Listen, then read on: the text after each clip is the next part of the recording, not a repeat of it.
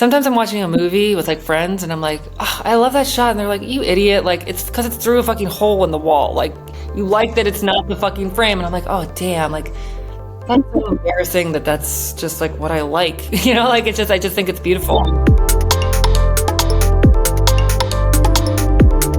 I can't imagine this film being as good if it wasn't made by a comedian and someone who has that background and that understanding of it. I spent a lot of time writing jokes as my job about things that are sort of hard to write about and are more serious. There's all these like rules in comedy about who it makes sense to make fun of and to poke jokes at. We punch up, we don't punch down. So we punch up to the people who are in power, who are making lives harder and who are being cruel or using their power to do evil things.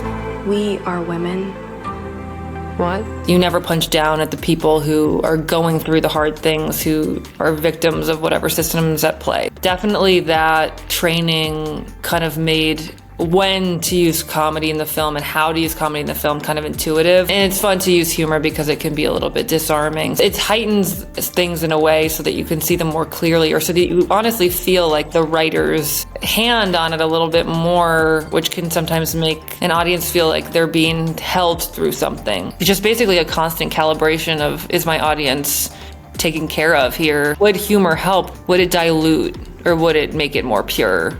You have been called a triple threat, and that is a label that you should wear proudly. As I'm interested in the films that you've fallen in love with over the years, are there ones that as an actor that, for example, you wanted to draw on? I mean, Lily Gladstone in Certain Women, I think, is one of like the best performances of all time. Hugely inspired by Elliot Page and Juno my whole life. Made an impact on me when I saw it when I was in high school. Honestly, the first thing that comes to my mind is like Gene Kelly and Singing in the Rain, and it's like, no.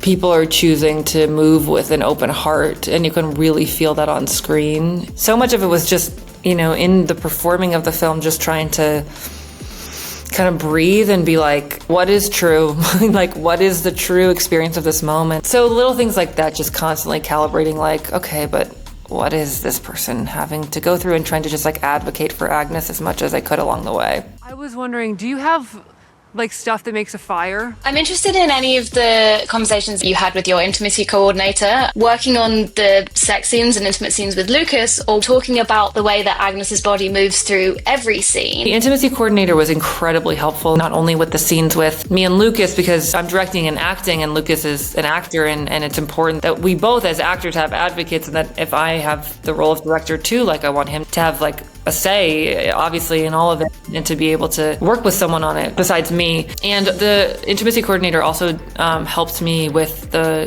used to be 2 panic attack scenes in the film, now there's 1 in the car. It's very, very grounding, because she's like, everything is breath. So nothing has to be happening except for you have to breathe, and the patterns that these people breathe in when they go through this. And with the panic attack, she gave me very helpful advice to have something to smell, because every time we did it afterwards, I sort of smelled this like lemon thing, and it would be helpful. And we had a mental health person on set as well for some of the harder days, and her tip was to always have these little candies called toxic waste, and they actually like will stop a panic attack. They're so sour that you're just like, you have to be with your senses. That's a lot, right?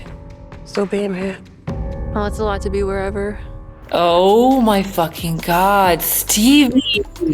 Like a little lion. Holy Okay, he's really unhappy with me. Okay, sir, I'm sorry. My big need right now is for everyone to go see the movie and know that the cat lives a long, healthy life. Nothing bad ever happens to the cat. We see it in the trailer even older.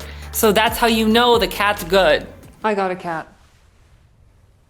Whatever you need. Cat in my movie felt really important, giving this character this nice animal that can speak to her without a voice. They can kind of just understand each other and cohabitate. And it is very, very meaningful and insane and weird to have this creature that you're so connected to, and you don't speak the same language, but you end up speaking the same language, and you understand everything they need at any point. Like, there's so much intimacy in that. People don't know that cats are so cuddly, and when you earn it, it's like, it's euphoric. Like, it's just euphoric.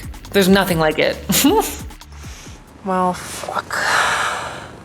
This is really nice. I'm wondering if you could talk a bit about I Saw the TV Glow. I would love to hear a bit about your experience shadowing Jane on that set and what they, whether it's consciously or unconsciously, taught you on set about navigating the different decisions that you have to make as the director, particularly when it's on a script that is so part of you and now has to be outside of you in that way. Since making both these films, Jane and I have had a lot of conversations about what it's like to sort of put your soul into a film and what that feels like and how intense it is. I had met Jane for Pi once and we became friends that way, and then I sent them an email and was like, I know this is like potentially insane, but can I please come shadow you? I need to learn how to do this and I need to watch someone do it who I think is brilliant. And they were so welcoming and invited me, and they said, come for as long as you want. So I came for part of prep, and then I came for the whole shoot.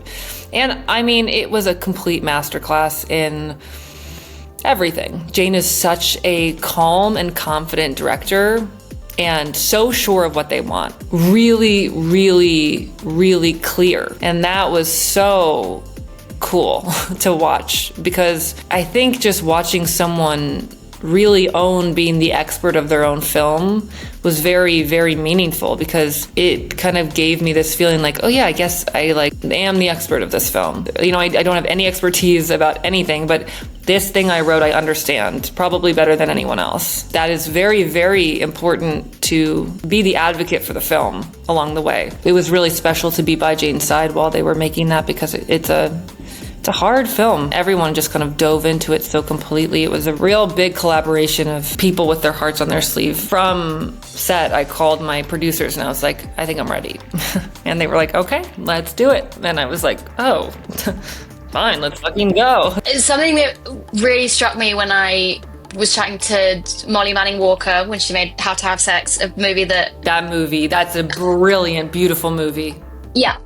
Put that in my list. Put that in my fucking list. Please put that in my list. Perfect film. And when I saw that film for the first time, like a lot of people, kind of this visceral, full body, like, oh God, I was literally on that holiday. I'm interested in the experience for you so far, in terms of you make the film you want to make, but then what's it like when it reaches other people and then it becomes theirs and they bring that back to you? You know, it's hard. It's sad to make a movie that resonates in ways that I wish it didn't. I put all the things I want to say in the film. I'm very honored that people feel like they know me and that I'm a safe place as a person to share something that is maybe something they haven't shared with many people. It's also heavy because, you know, it's not easy to hear about that because it's so sad. And it's also like the greatest honor to be a part of someone's journey. But it's not me, you know, it's like the film is where you put that. But also, like, come on. I mean, I went up to Kristen Stewart once and I thanked her in a pretty weird way. So life is long and you learn a lot over time.